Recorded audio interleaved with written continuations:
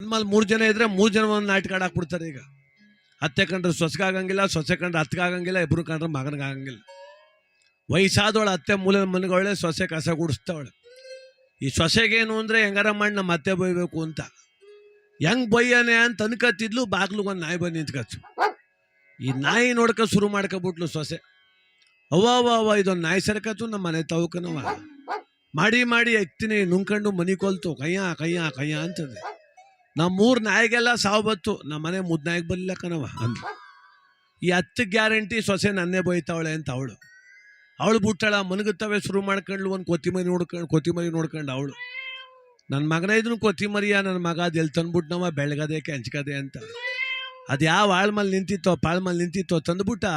ಅವ್ವ ಬಂದಾಗ ಮಳ್ಳಿ ಇದ್ದಂಗಿತ್ತು. ಈಗ ನೋಡವ ಕಣ್ಣ ಹೆಂಗ್ ಮೆಡ್ರಿಸ್ತದೆ, ಎದ್ರೆ ಕಣ್ಣ ಮೀಟ್ ಬಿಡ್ತೀನಿ ಅಂತಾಳ ಅವಳು. ಮಗ ಇಬ್ರು ಮಾತನ್ನು ಕೇಳ್ಕೊಂಡು ಗೋಡೆ ಬರಿಕೊಂಡು ಮೋಟ್ ಬಿಡಿ ಸೆತ್ತ ಕೂತವನೆ. ಕೇಳಿ ಸಾಕಾಗ ಅವನಂತಾನೆ ನಮ್ಮ ಮಟ್ಟಿಲೇಡಿ ಅಗಣ ಸೇರ್ಕೊಬಿಟ್ಟವೆ. ತಂದು ಹಾಕ್ತೀನಿ ತಿನ್ಬಿಟ್ಟಂಗೆ ಆಡ್ತಾವ, ನೀನು ಮಾಡ್ತೀನಿ ಎಡ್ಕೊ ಪೂಜೆ ಅಂತ ಅವನಂತ. ಈ ನಾಟಕ ಜಾಸ್ತಿ ಆಗ್ಬಿಟ್ಟದ ಈಗ. ಅತ್ತೆ ಅಂದರೆ ಮತ್ತೆ ಎತ್ತವಳು ಅನ್ನೋ ಸಮಾನ ಇತ್ತು. ಇವತ್ತವೆಲ್ಲ ಇಲ್ಲ. ಅತ್ತೆಗೊಂದು ಕಾಲ, ಸೊಸೆಗೊಂದು ಕಾಲ, ಗಾದೆ ಅಷ್ಟೇ. ಈಗ ಸದ್ಯಕ್ಕೆ ಅತ್ತೆ ಕಾಲ ಇಲ್ಲ, ಬರೀ ಸೊಸೆ ಕಾಲ. ಅತ್ತೆ BP ಗುಳಿಗೆ ನುಂಕೊಂಡು ವಾಕಿಂಗ್ ಮಾಡ್ಕತ್ತೆ ಅಪ್ಪಗಿರ್ಬೇಕು ಅಷ್ಟೇ ಅವಳು. ಅಂಥ ಕಾಲ ಬಂದು ಕೂತದ ಇವತ್ತು.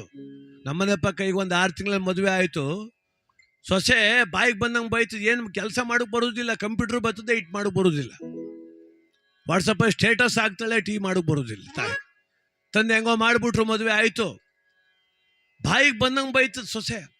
ಅತ್ತೆಯನ್ನು ಗೌರವ ಕಿಂಚಿತ್ತು ಇಲ್ಲ, ವಯಸ್ಸಿಗೆ ಬೆಲೆ ಅಂತೂ ಕೊಡ್ತಾನೆ ಇಲ್ಲ. ಏನು ಬೈತಾಳೆ.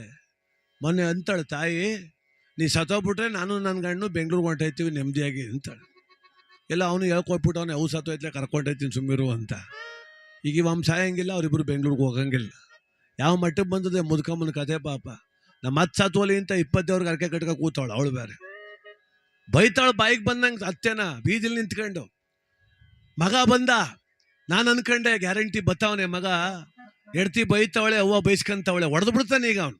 ಗ್ಯಾರಂಟಿ ಹೆಂಡ್ತಿಗೆ ಹೊಡಿತಾನೆ ಅಂತ. ಅವನು ಬಂದವನು ಹೆಂಡ್ತಿಗೆ ಹೊಡಿಲಿಲ್ಲ, ಸುಮ್ಮನೆ ಕೂತಿದ್ದ ಅವಂಗೆ ಗಿಡ್ಕ ಹೊಡೆದು ಬಿಡೋದು ಅವನು. ನಾನು ನಿನಗೆ ಮನುಷ್ಯತ್ವ ಇದೇನೋ, ಅಲ್ಲ ಎತ್ತ ತಾಯಿ ಮೇಲೆ ಕೈ ಮಾಡ್ತೀಯಲ್ಲಪ್ಪ ಅಂದೆ. ಅಣ್ಣ ನಿಂಗೆ ಗೊತ್ತಿಲ್ಲ, ಸುಮ್ಮನಿರು, 1 ವಾರದಿಂದ ನಂಗೆ ನೆಮ್ಮದಿ ಇಲ್ಲ ಅಂದ.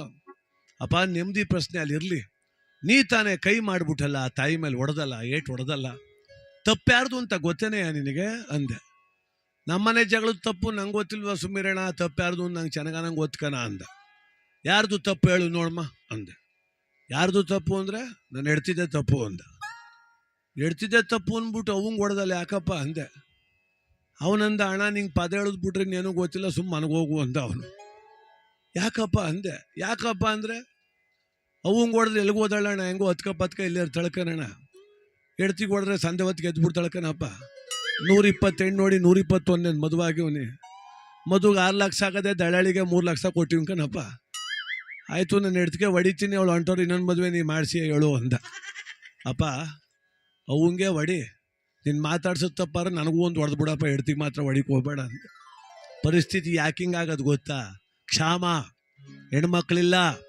ಹೆಣ್ಮಕ್ಳಿಲ್ಲದಕ್ಕೆ ಈ ಸ್ಥಿತಿ ಬಂತಿವತ್ತು. ಏನು ಗುಣ ನಡತೆ ಎಲ್ಲ ಕೇಳಂಗೇ ಇಲ್ಲ, ಸುಮ್ಮನೆ ಆದ್ರೆ ಸಾಕು ಅನ್ನೋ ಮಟ್ಟಿಗೆ ಆಗೋಯ್ತು. ಯಾಕಂಗಾಯ್ತು? ನಾವು ಮಾಡ್ಕೊಂಡ್ ತಪ್ಪು. 20 ವರ್ಷದಿಂದ ಒಟ್ಟಲಿದ್ದ ಮಕ್ಕಳಕ್ಕೊಂದು ಪಾಪ ಇವತ್ತು ನಮ್ಗೆ ಕಾಡ್ತಾ ಇದೆ ಕರ್ಮ. ಅವತ್ಕೊಂದ್ವಲ್ಲ ಭ್ರೂಣ ಹತ್ಯೆ ಮಹಾಪಾಪ ಅಂತ ಹೇಳ್ತು ಸರ್ಕಾರ, ನಾವು ಕೇಳಲಿಲ್ಲ. ಗಂಡೇ ಬೇಕು ಅನ್ನೋ ಆಸೆ, ದುರಾಸೆ ಕದ್ದಿ ಮುಚ್ಚಿ ಕರ್ಕೊಂಡೋಗಿ ಅಬಾಸನ್ ಮಾಡಿಸಿ ಒಟ್ಟಲಿದ್ದ ಮಕ್ಕಳನ್ನ ಸಾಯಿಸ್ಬಿಟ್ಟು ಎಲ್ಲ ಚುಂಚಿಂಗಿರಿ ಮಾಡಿ ಅರ್ಜಿ ಕೊಡಕ್ಕೆ ಹೋಗೋರು 16,000 ಜನ ಮಾಡ್ತೋರು ಕೊಟ್ಟಾರೆ. ಹೊಟ್ಟೆಲಿ ಹುಟ್ಬೇಕು ಹೆಣ್ಣು. ಕರ್ಮ ಮರುಕಳಿಸ್ತದೆ. ಮಾಡಿದ್ಯೋ ಮಡಗಿದ್ಯೋ ಅಂತಗಾದೆ.